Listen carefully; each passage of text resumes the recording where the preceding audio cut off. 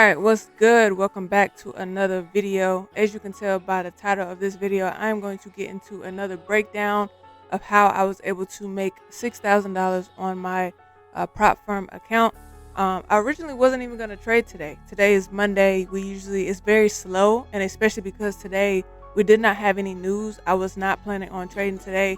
I was just going to look at the markets, you know what I'm saying, just because I haven't looked at the markets in 2 days. So I just wanted to see how price action was moving. But I'm gonna break down how I was able to come out with the dub today on my challenge account and also on my funded account. So let's get into it. All right, so right now we are on oil. As you can see, I already have all this stuff marked up, but let me take some of this stuff off so you can see why I'm gonna break it down step by step of why I end up getting into this trade. Let's go to the daily time frame. I always start off with the daily time frame just because I am a day trader, so I'm only looking for the daily highs and the lows, and then for the next candle to give me some sort of push in that direction based off what the previous day did. So if I go to the daily time frame, I marked off my daily high and my daily low from Friday. Now on Friday, I was if you watch my video on Friday, I was looking for a buy. Or some sort of retracement of the 61 level, and then a continuation of the buy from the previous day. So if you can look at this candle that happened on Thursday, we had a good rejection at this 200 EMA that also tapped into a fair value gap, and then we closed like this, right? We closed extremely bullish. So on Friday, I was expecting price to retrace down and then continue up that way into this fair value gap on the daily time frame, but that's not what happened. If you go down to the 4 hour, you can see that price just completely demolished that area of interest, which was, if let's do a replay to take some of this stuff back. It was around this area right here. On Friday, price just continued to come down, and at that point I'm like, I'm not looking for buys with a huge retracement like this. We obviously are not wanting to buy up at this particular time, so I end up not taking this trade on Friday.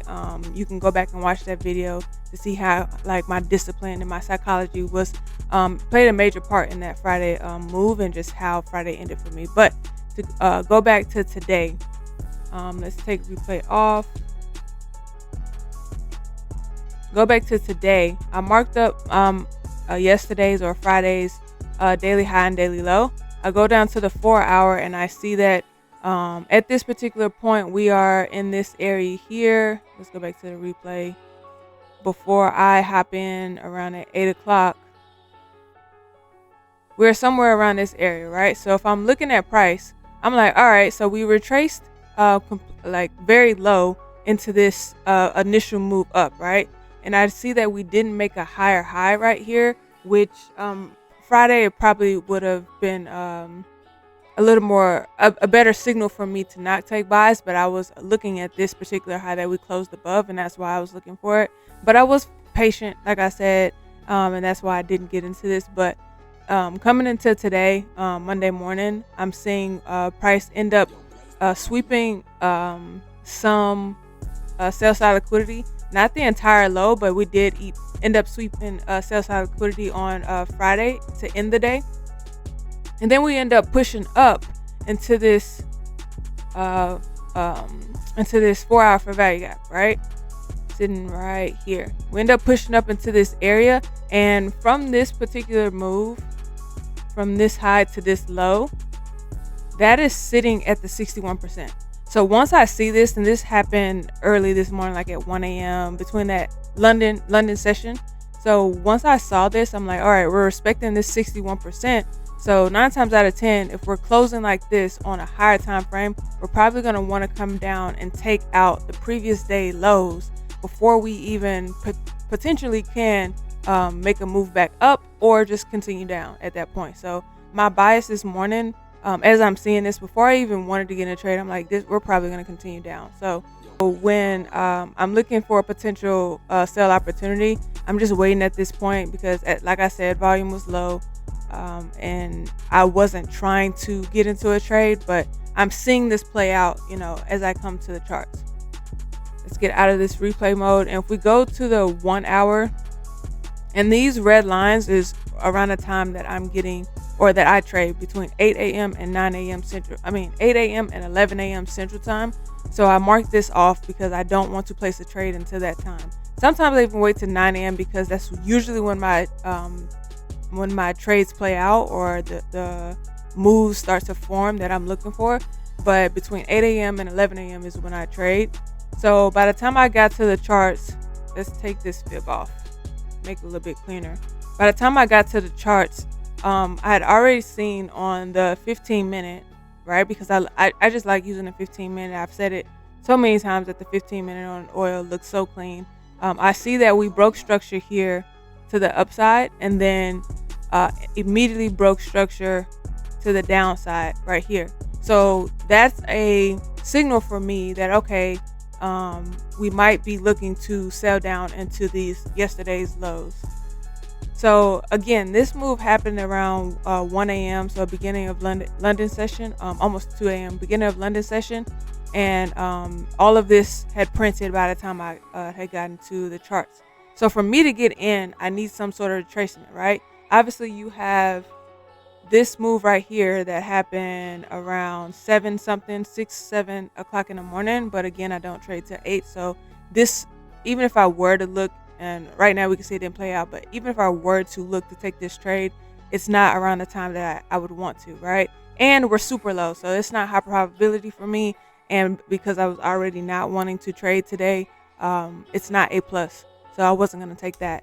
The next area of interest or fair value gap that I would want price to come into would be these highs right here, retesting that 61%, or just filling in this gap that was filled from that 15-minute displacement, and then seeing price respect it and then pushing down. So around this time, around 8 o'clock, I'm seeing price push up.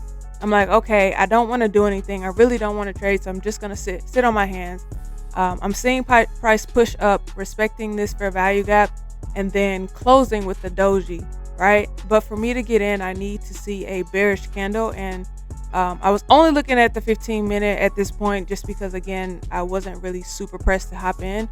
But because I was looking at the 15-minute, I did end up seeing a 15-minute bearish closure right after a doji, which to me is a sign of, okay, price may want to start selling at this point.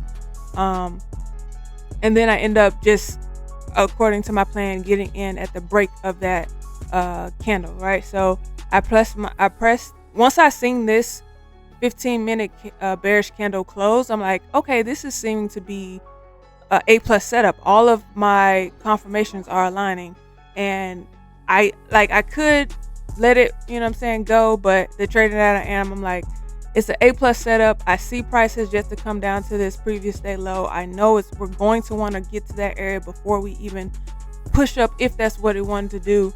So I'm gonna hop in. So I did end up hopping into this trade, and as you can see, we had no signs that we wanted to reverse at this point. It just completely dropped and hit that target, which gave me a little over, almost 1 to 3 in this particular situation. So this was a great setup for me. All of my confirmations, like I said, were hit. Again, what I look for is a higher time frame, either discount or premium being hit, which means just like a retracement from the initial move, and then selling from that area. But before I sell on a lower time frame, I need some sort of market structure shift, which happened on a 15-minute. We also got displacement, which tells me that sellers are in at this particular moment, and then all I was looking for was a retracement back into that fair value gap, or any fair value gap that it left around that first break of structure, and then a continuation in the direction that I wanted to go. So we literally got every single confirmation to get into this trade. This is what I call an A plus setup, when every single confirmation or every single confluence that I need to get into a trade, which for me an A plus setup is at least 4 or more confluences, then it was just a no-brainer at that point.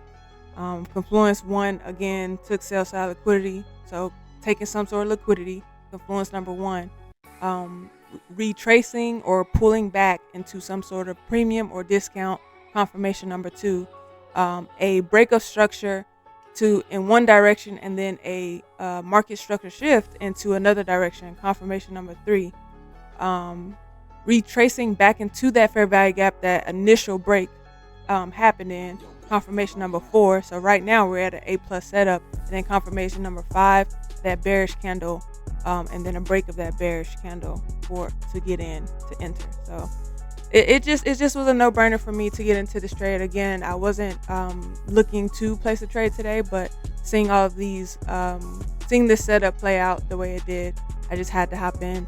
Let me show you my P&L for the day so that you guys can see. It's loading right now.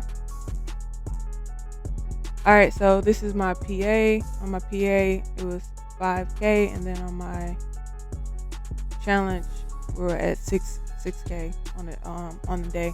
So again, great day in the markets. Great way to start the week. I don't really, because I made such a high amount on a Monday, I don't really need to risk a lot for the rest of the week. The goal is to end the week profitable. The goal is not to take anything but A plus setups, because I just want to get in the habit of being super disciplined with my setup, just super consistent with how I trade, because I'm at the point right now where I don't have time to just be placing any type of trade. I need to wait on my confluences, whether it's an A setup or A plus setup. Those are the setups that I'm looking for, and today was one of those days. So that's it. That was the trade breakdown for today. Again, August 15th, I'm gonna keep preaching it, keep telling you guys until the launch, and even after the launch, August 15th, we are launching the Discord. It will be free for you guys. Also, there will be an opportunity for you guys to get into a subscription that would be exclusive for those who actually do pay the monthly fee for it.